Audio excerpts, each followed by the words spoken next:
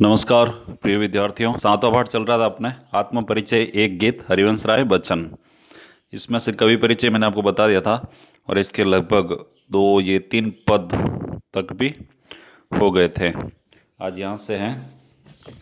देखिए, मैं निज उर के उद्गार लिए फिरता हूँ, मैं निज उर के उपहार लिए फिरता हूँ, है ये अपूर्ण संसार न भाता मुझको, मैं स्वप्नों का संसार लिए फिरता हूँ। अब कवि कहता है कि मैं निज उर के उद्गार लिए फिरता हूँ। निज निज यानी खुद के, उर यानी हृदय के, उद्गार यानी विचार, कि मैं हमेशा किसी लोगों के कहे गए उपदेश अन्य लोगों को नहीं बांटता, बल्कि मैं खुद अपने हृदय के जो विचार हैं वही लोगों को कहता हूँ।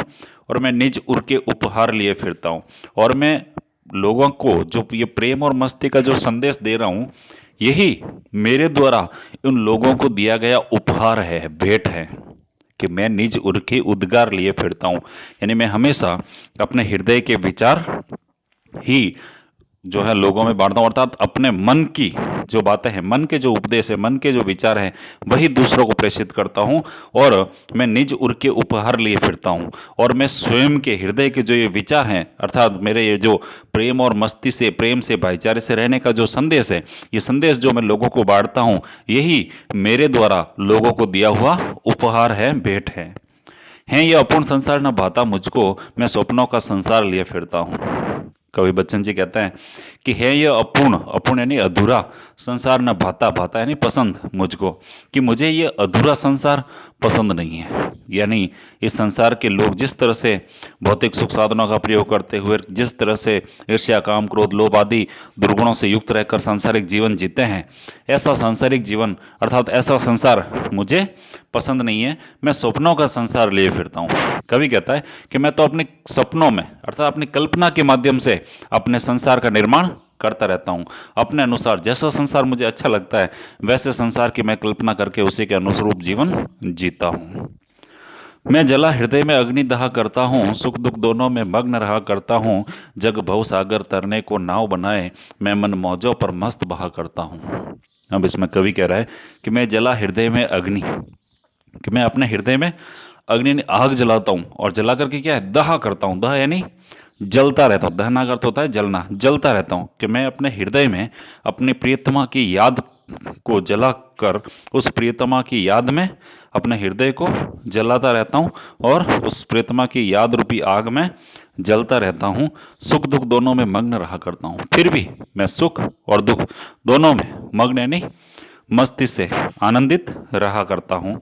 जग भवसागर तरने को नाव बनाए, मैं मन मौजों पर मस्त बहा करता हूँ। कवि कहता है जग यानी संसार, भवसागर, भव यानी संसार, सागर यानी समुद्र, जग यानी संसार के लोग, के जो संसार के लोग हैं वो क्या करते हैं, भवसागर यानी इस संसार रूपी सागर को तरने को यानी तैरने को, अर्थात इस संसार रूपी सागर को तैर कर पार करने के लिए नाव बनाए, यानी नाव का सहारा लेते हैं। अर्थात जो लोग हैं वो इस सांसारिक जीवन से छुटकारा पाने के लिए, इस संसार से जो है मोक्ष की प्राप्ति के लिए कई लोग संन्यास आश्रम ग्रहण करते हैं, कोई शास्त्रों का अध्ययन करते हैं, कोई वेदों का अध्ययन करता है, कोई समाधि लगाता है, कोई ध्यान लगाता है, यानी अनेक तरीके अपनाता है। नाव बनाने का मतलब है अनेक तरीके अपना, इस संसार रूपी सागर को पार करने के लिए वो अनेक तरीके अपनाता है कि कैसे भी करके वह इस संसार सागर से पार उतर जाए। यानी उसका ये लक्ष्य रहता है कि संसार में जो है संसार सागर को पार करके हमें मोक्ष की प्राप्ति हो जाए। अर्थात लोग क्या करते हैं, इस संसार को त्यागने के कई तरीके अपनाते हैं। कभी कह रहा है जबकि मैं तो क्या करता हूँ, मैं मन मौजों पर मस्त बहा करता हूँ, लेकिन मैं इस संसार रूपी सागर से तैर कर इसको पार करने के कोई तरीके नहीं बनाता। मैं तो मन मौजों यानी अपनी कल्पना की जो लहरें हैं, इस संसार रूपी सागर की जो लहरें हैं, उन लहरों पर मस्ती से बहता हुआ आनंद प्राप्त करता हूँ। यानी अपनी कल्पना रूपी लहरों से जो है आनंद प्राप्त करता रहता हूँ। अर्थात मुझे मोक्ष की प्राप्ति के लिए संन्यास ग्रहण करना आदि ये सब तरीके अपनाने की जरूरत नहीं है, क्योंकि मैं तो इन अपनी कल्पनाओं के द्वारा हमेशा इस संसार में आनंदित जीवन यापन करता हूँ। मैं यौवन का उन्माद लिए फिरता हूँ, उन्मादों में अवसाद लिए फिरता हूँ, जो मुझको बाहर हंसा रुलाती भीतर, मैं हाय किसी की याद लिए फिरता हूँ।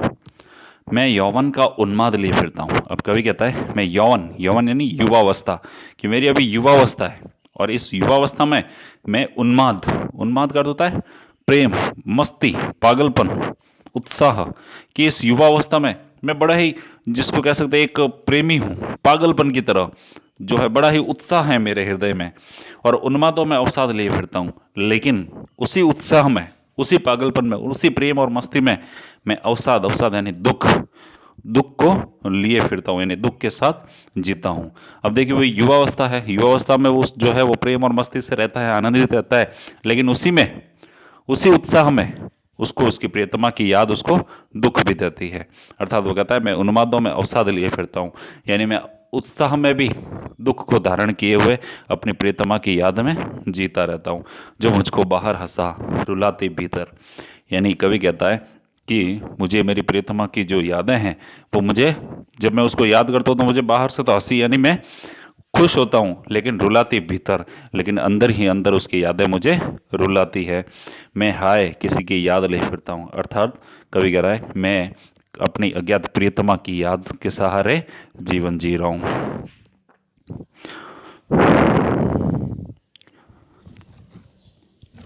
कर यत्न मिटे सब सत्य किसी ने जाना, नादान वही है हाय जहाँ पर दाना। फिर मूढ़ न क्या जग जो इस पर भी सीखे, मैं सीख रहा हूँ सीखा ज्ञान बुलाना। अब कवि कह रहा है कर यत्न मिटे सब सत्य किसी ने जाना, कि कई लोगों ने वेद शास्त्रों का अध्ययन किया, बड़े बड़े ज्ञानी पंडित बन गए, लेकिन अभी तक सत्य किसी ने नहीं जाना, यानी प्रेम को किसी ने नहीं जाना। नादान वही हाय जहाँ पर दाना। नादान, नादान यानी जो कुछ नहीं जानता हो, वही है जहाँ पर दाना।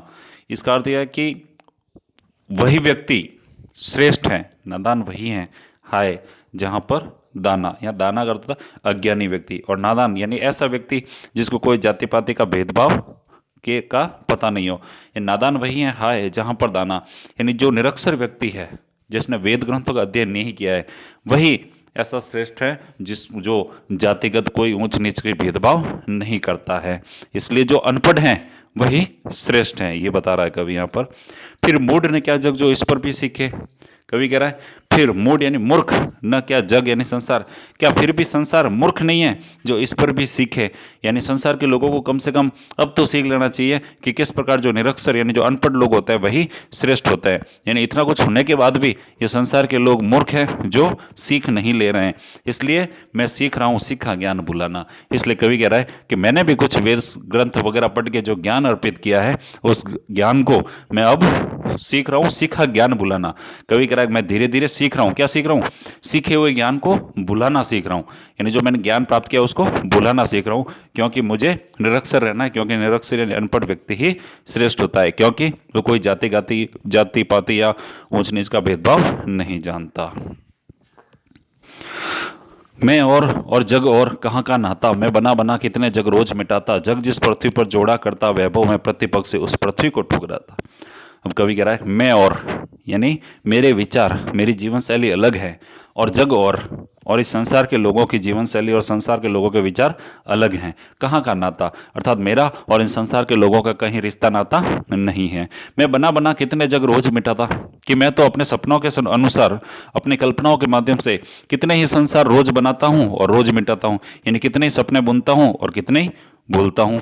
जग जिस पृथ्वी पर जोड़ा करता वैभव, कि जिस पृथ्वी पर जो संसार के लोग हैं वो भौतिक सुख साधनों का जो है अर्जन करते हैं, कई सारे जो है ये भौतिक साधन का संग्रहण करते हैं, इकट्ठे करते हैं, धन वैभव लोभ लालच में पड़ जाते हैं। जग जिस पृथ्वी पर, यानी पूरे संसार के लोग जिस पृथ्वी पर जोड़ा करता वैभव, वैभव यानी धन संपत्ति, यानी जो धन संपत्ति का संग्रहण करने में लगे हुए हैं, मैं प्रतिपग से, यानी मैं प्रत्येक कदम पर उस पृथ्वी को ठुकराता, यानी ऐसी पृथ्वी को मैं प्रत्येक कदम कदम पर ठुकराता हूँ, क्योंकि मुझे ऐसी पृथ्वी पसंद नहीं है जिस पर केवल धन वैभव का संग्रहण किया जाए। अगले पद नेक्स्ट वीडियो में। Thank you.